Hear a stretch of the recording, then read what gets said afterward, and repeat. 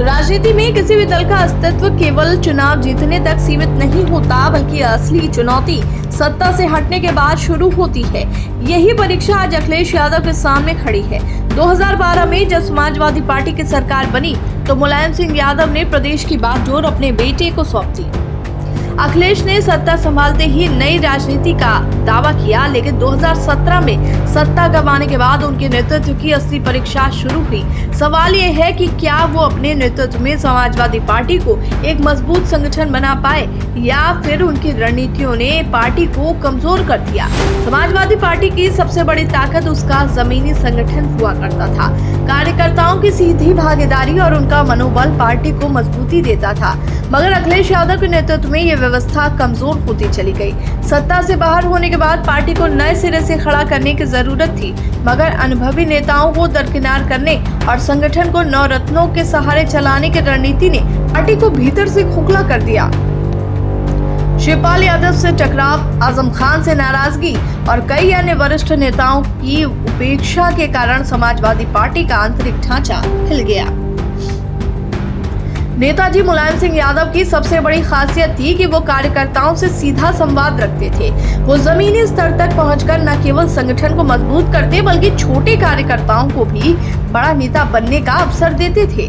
इसके उलट अखिलेश यादव केवल अपने चहेते और करीबी नेताओं तक सीमित रह गए। आज भी पार्टी के पुराने कार्यकर्ता कहते हैं कि अखिलेश अपने नवरत्नों के अलावा किसी ऐसे चेहरे को आगे नहीं ला सके जो जमीनी स्तर पर पार्टी के लिए फायदेमंद साबित होता।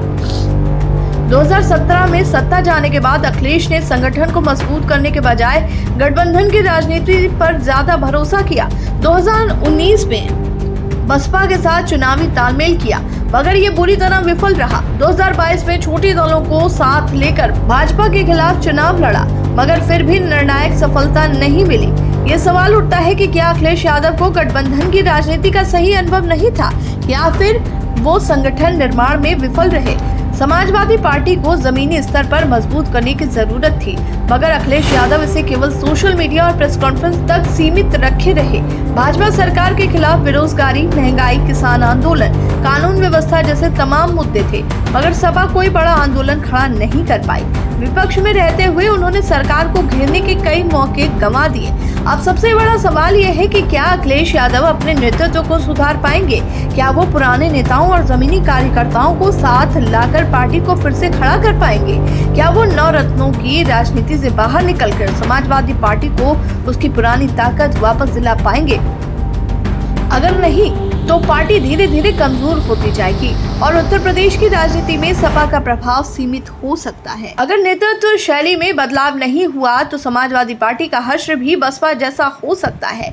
मायावती की तरह अखिलेश भी संगठन निर्माण की अनदेखी कर रहे हैं। कार्यकर्ताओं से संवाद की कमी, संगठन को केवल सोशल मीडिया तक सीमित रखना और जमीनी स्तर पर कोई ठोस रणनीति न बनाना, ये सभी कमजोरियां अगर जारी रही तो समाजवादी पार्टी भी धीरे धीरे हाशिए पर जा सकती है।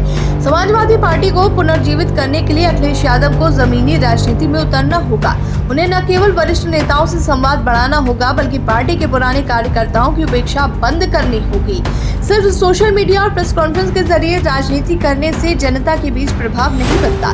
जनता उन नेताओं को याद रखती है जो उसके लिए संघर्ष करते हैं, सड़क पर उतरते हैं और सरकार से टकराने का साहस दिखाते हैं। अगर अखिलेश यादव इसे नहीं समझते तो समाजवादी पार्टी की आगे की राह और भी मुश्किल हो सकती है।